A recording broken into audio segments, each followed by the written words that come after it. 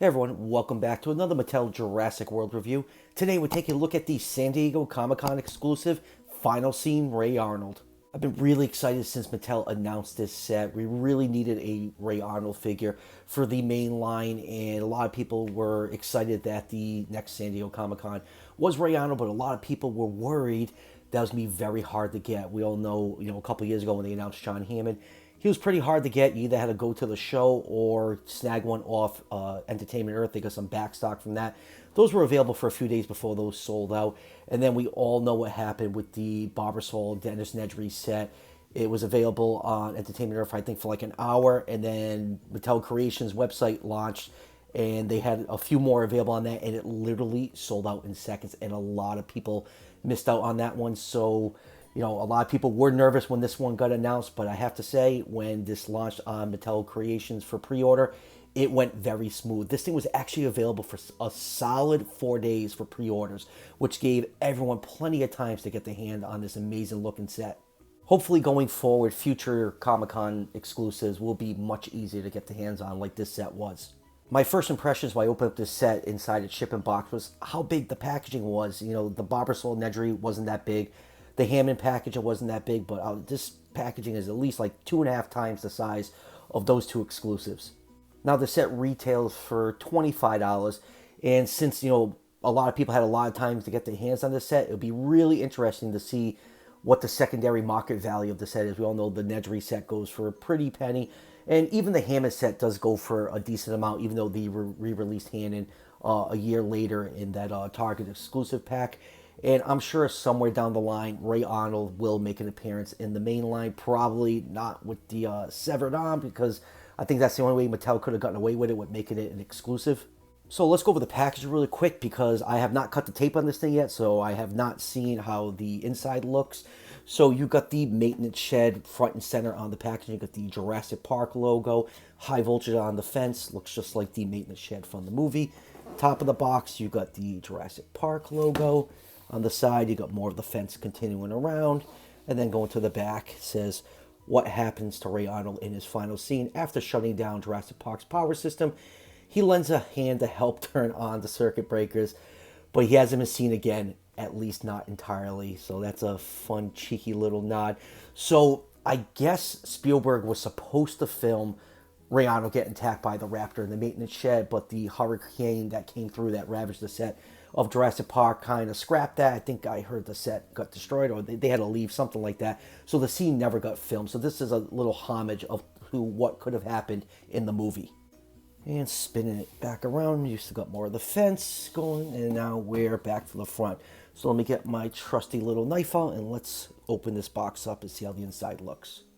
And now to find the flap I need to cut. Looks like there's one right up here, and I think there's another one, yep, on the bottom. And let's see how I can, there we go. Oh, so I just thought the front opened up. Like I said, I haven't opened this yet. And let's pull out the inside, and here's what's inside the box. You got this nice, looks like a brick from the visitor center. And let's turn it around, and there it is. We have the front of the maintenance shed. So this is like a little maintenance shed diorama, and let's open up. It's held together by magnets, and wow, that is really, really cool looking. I love this. I'm gonna pop my camera off the tripod so we can get in there and take a look at all the figures in the package. And before I take them out, here's Ray Arnold. You can see the little slit in his arm where his arm will pop off. That is a fantastic action feature. And then behind the Raptor, we have the controls to turn on all the park systems. And then down here we have the infamous Crouching Raptor. It is my least favorite Raptor sculpt in the entire series. I just wish the sculpt would just die and go away. And those two Raptors that came with that Hammond set that was exclusive to Target, those had really good JP1 paint schemes, and this does not look like a Raptor from JP1. I just really don't like how the stripes came out. It is interesting. It's a nice looking Raptor variant, but it's not a Jurassic Park Raptor in my eyes. I love how this whole box is a diorama. Now the only issue is I'm gonna have to play around with it when I take these figures out. I think, oh, what in the world did I just touch? I didn't even touch the button. I touched this back here. That's weird. Okay, well, anyways, let's go over the sound first before I start complaining about the packaging. All right, so that sound feature caught me off guard. So I guess you push this button in and you just poke somewhere on here and it pops the button out. 3 minutes, I can have power back on the entire park. And you get some nice sound bites. Let's try it one more time. No, that's crazy. You're out of your mind. He's absolutely out of his mind. I love the strobe and the blue light coming out underneath the Raptor. I can't wait to get this out of the packaging and mess around with this a little bit more. Let's try one more before I take everything out. Theoretically, yes, but we've never shut down the entire system before. It may not come back on at all. All right, I'm going to take this out and let's play around with this more on camera. And here is everything out of the packaging. And now how I was playing around with the sound, I thought it was like touch activated. Turns out I'm an idiot. The issue was, let me just move these figures off to the side. See this little button right here for the sound? It was resting right up against the hole when it was pushed in. So when I just touched it, it just gave a little bit of clearance to let the button pop out to activate the sounds. So yeah, not touch activated. That's just my own stupidity. I really love the diorama aspect of this packaging. It's almost like getting a play set, but man, it is not fun getting these things out of there. It is definitely not collector friendly.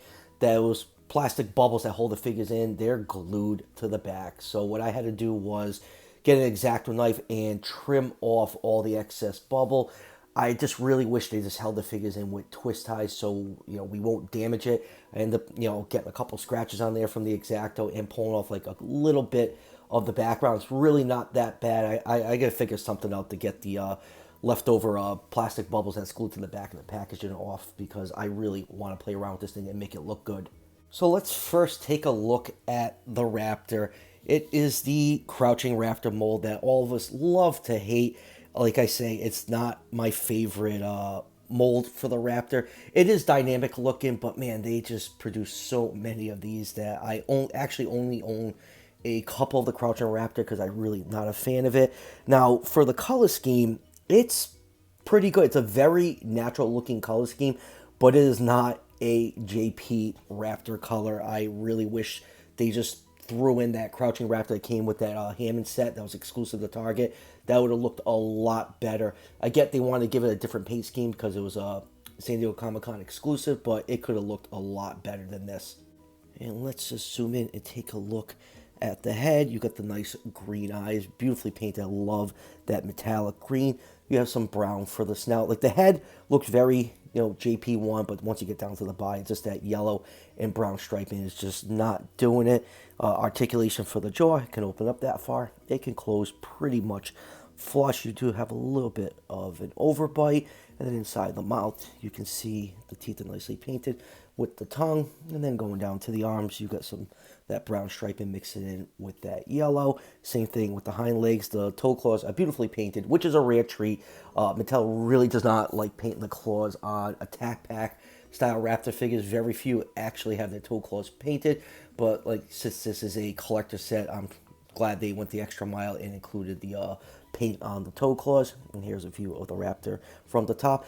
I like the paint scheme. I think it's very, very natural looking, but it just does not fit in with JP1. You can see more of those stripes going down to the end of the tail. And let's turn it around to the other side so you can see it from there. You can see a little bit of a brown paint flecks, brown plastic flecks mixed in with the base plastic. That's pretty typical for Mattel. You do have some nice blending of those colors along the side of the body. And then going down to the hind legs, you can see more of those striping and those beautifully, beautifully painted claws.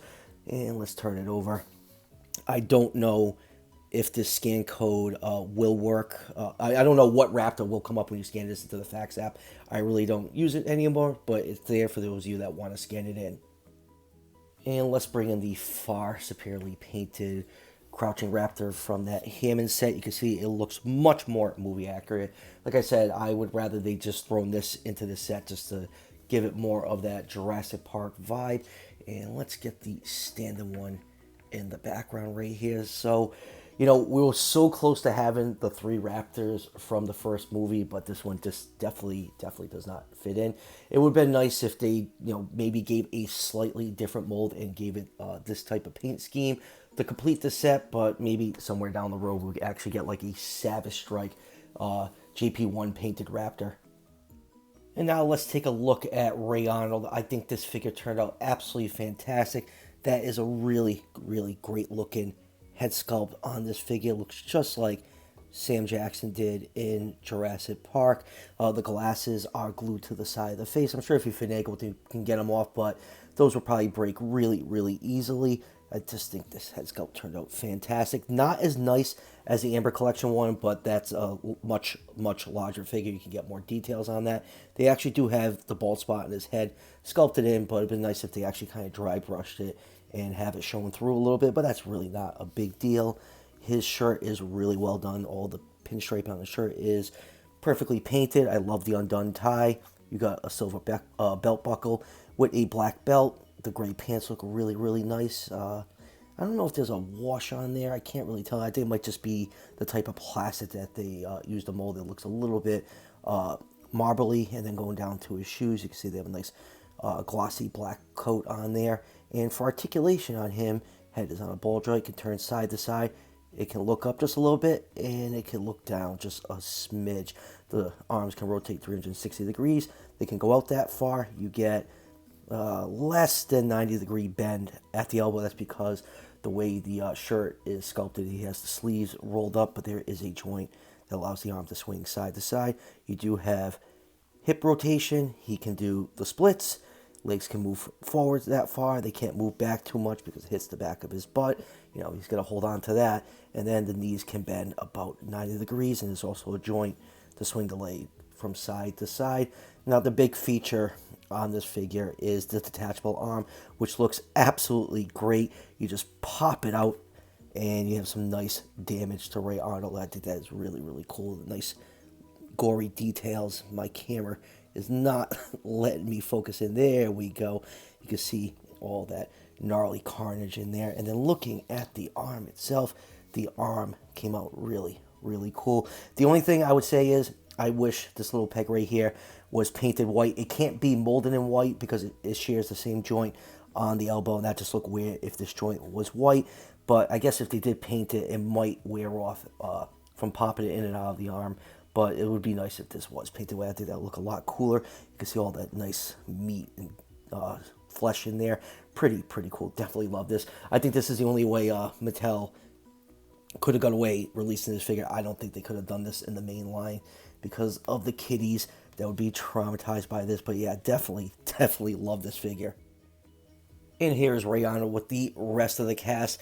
We're getting there. It's been a very slow road of completing this set, but we are getting there nonetheless. I hope the next figure is Lex, and then once we complete the main cast, we can move on to Gennaro and Dr. Wu. And I hope when Mattel finally finishes the first movie cast, that they can move on to the Lost World. I just feel like it's completely forgotten about by Mattel, like, you know, other than like a couple things here and there, like the Legacy Collection T-Rex that came with the baby. I really hope that once Jurassic Park is finished up in Mattel's eyes, they can move on to the Lost World, because there's a lot of untapped potential with that movie. And lastly, let's take a look at my favorite part of this set, the breakers that turn on all the individual park systems. I think this accessory came out absolutely fantastic looking. You got some nice paint details up here. You got all the warning signs. You have the little priming handle that Ellie had a pump to build enough charge to turn on the systems. It'd been really cool if this could actually pop out and you can, you know, manipulate it, but, you know, that's just me being wishful. And then right here we have all the individual park systems. You can make them out pretty clearly once you zoom in on them. And then right here on the bottom we have the T-Rex paddock and the perimeter fence. And I think this whole display turned out great looking. And then right here you can see a grate, and these are the two lights for the light up mechanism and the strobe. And right here we have the button that activates it. So let's just go over the sounds one more time.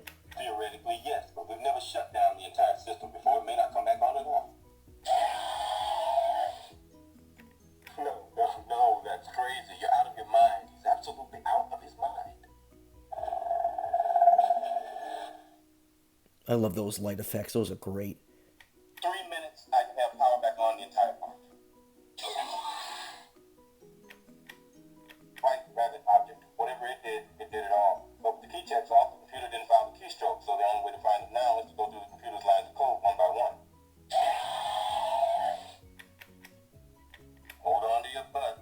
And there it is, the classic line. So final thoughts on this set. I absolutely love it. Mattel's been doing a really good job with this San Diego Comic-Con exclusive, but I think this is the best one yet. I did love the Nedry Barbasol camp, but this whole diorama playset dynamic is really doing it for me. I just love how much fun you can have with, just a little bit of cardboard and plastic. I just think everything just comes together really well. The weakest part of this set is definitely the Raptor. The paint scheme should have been much better to match how they looked in the first movie, but that's just a minor complaint, and this set is definitely worth the $25. And good on Mattel for making this available for about 4 days on Mattel Creations. It gave, almost every collector a chance to get their hands on this. And it's just so much fun taking pictures with this set. It looks a lot better if you use one of the more accurate Raptors that came with that Hammond set, but there's just so much you can do. This is great for action figure photography. The lighting and everything just adds a whole dynamic to the set, and I just love this thing. So that would do it for the review. I'm waiting on the Legacy Collection of Apatosaurus. That should be here tomorrow. Still looking for Wave 2 of the Wild Packs. I really want to get my hands on that baby Brachiosaurus, but definitely be on the lookout for that Apatosaurus review. And like I said a couple times already, I should be getting in some production samples of Wave 3 of the Beasts of the Mesozoic Ceratopsians. And as always, if you're enjoying the content on this channel, show your support by hitting that subscription button just below the video. Each subscription helps out the channel tremendously and is greatly appreciated. And I'll see you guys for the next one.